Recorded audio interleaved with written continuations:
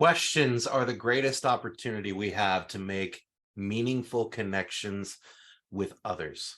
They're also the greatest opportunity that we have to truly understand what's going on in the lives of the people that we surround ourselves with. She said a couple of things there that I want to hit on because they're so important. I don't know about you, but after watching that, I'm looking at questions in a completely different way because of the way that she explained them and how we can use them to have a better understanding.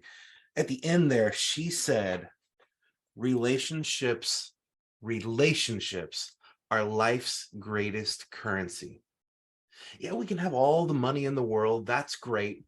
Yet wealth can also be about who we surround ourselves with, who we have meaningful connections with.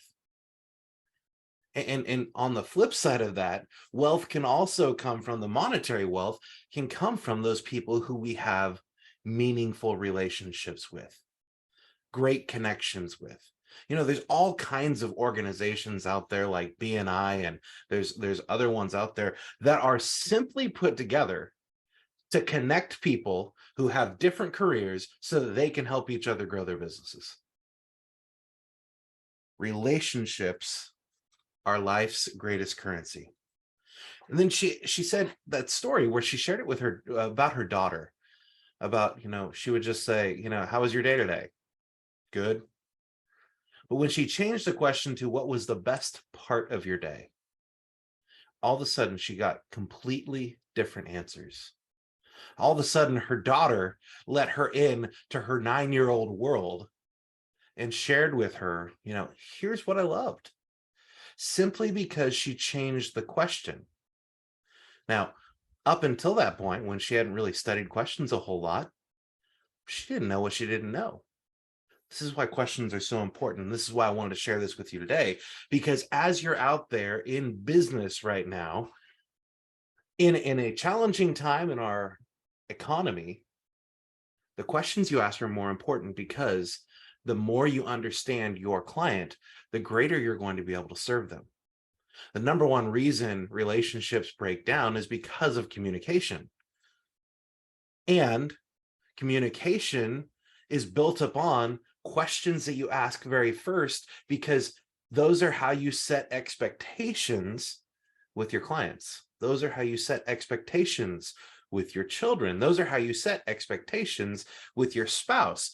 Yeah, we could just say, hey, here's exactly what I expect of you. But that's a one-way conversation. When we ask them what they expect of us, when they ask them how they prefer to be communicated with, when we ask them what's the most important thing that you can see me doing or that you would like to experience while you're working with me,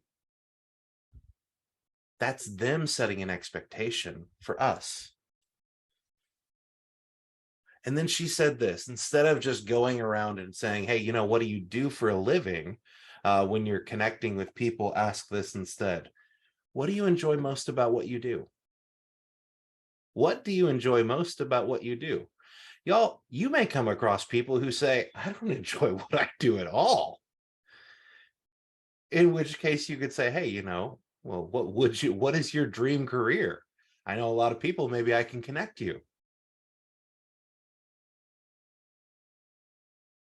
The questions that we ask allow us to connect with people in a really, really meaningful, impactful, and purposeful way. And when you connect with those people who you just have that really, really great rapport with, great relationship with, a question that John Maxwell taught me is this one. Who do you know that I should know? Who is like you that I should also know?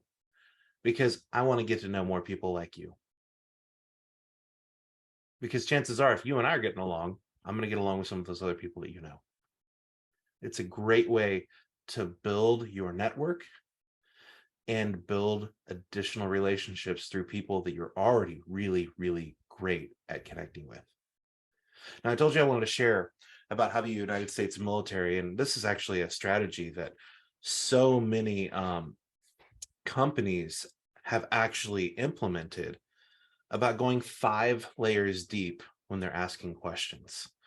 So at one point in time in Washington, D.C., they realized that the Lincoln Memorial was deteriorating much faster than all of the other memorials in Washington, D.C. And they had to ask the question, well, why is this happening? Well, so that was the first question. Why is the Lincoln Memorial deteriorating so much faster than every other monument in Washington, D.C.? Well, the first answer they got was, we're pressure washing it more frequently than any of the other monuments in DC. So they went to question number 2. Well, why are we pressure washing it more than any of the other monuments in Washington, DC? And they got answer number 2, which was, there is way more bird poop at this monument than there is at any of the other monuments in Washington, DC. So they went to question number 3. Why is there more bird poop at this monument? Well, it turned out that there were way more birds at this monument. Imagine that, right? Bird poop, birds. Okay, so question number 4, why are there more birds at this monument than any of the other monuments in Washington, D.C.? Well, there were more bugs. Those birds like to eat the bugs. Therefore, there were more birds at the monument. More birds led to more bird poop. More bird poop led to what? Having to pressure wash the monument. And then they got to question number 5, which led them to the ultimate answer that they were looking for, which was so simple. Why are there more bugs at the Lincoln Memorial? Well, there were more bugs at the Lincoln Memorial because they were turning on the lights earlier than every other monument in Washington, D.C. Lights coming on earlier led to more bugs. More bugs led to more birds. More birds led to more bird poop. More bird poop led to having to pressure wash it. Pressure washing it led to them letting that monument, the Lincoln Memorial, deteriorate faster than any other monument in Washington, D.C. By them going 5 layers deep and really addressing the actual issue, caused them to save the Lincoln Memorial and prevent it from deteriorating faster than any other monument. Now, did they have to put some other deterrents out there for birds and things like that as well? Of course they did. But when they went deep, they realized it wasn't really the birds. It was the lights. It was the lights coming on earlier that led to all of those things happening. So going deeper on your questions and deeper with the people that you're communicating with the questions is really important, because it's what allows you to go from that surface level answer, which is just your natural gut answer, the right away instinct that you have to say, to, oh, so that's what's really going on. So what are you taking away from our conversation today? Shirley. Simply put, ask better questions. But a couple of things I wrote down is scripts and role play. Actually, on my live session this morning, we did the question game. And it's about us just asking a deeper, a better question. And that is a part of my 20%. So learning to get better and asking better questions for sure. And then I don't know if I have this written down, but as you were speaking, I also wrote down, there's a quote similar, may not be specific. Every relationship is built or broken one conversation at a time. Amen to that. Yes, absolutely. Absolutely. Shirley, thank you so much for sharing that with us this morning. All right, anyone else?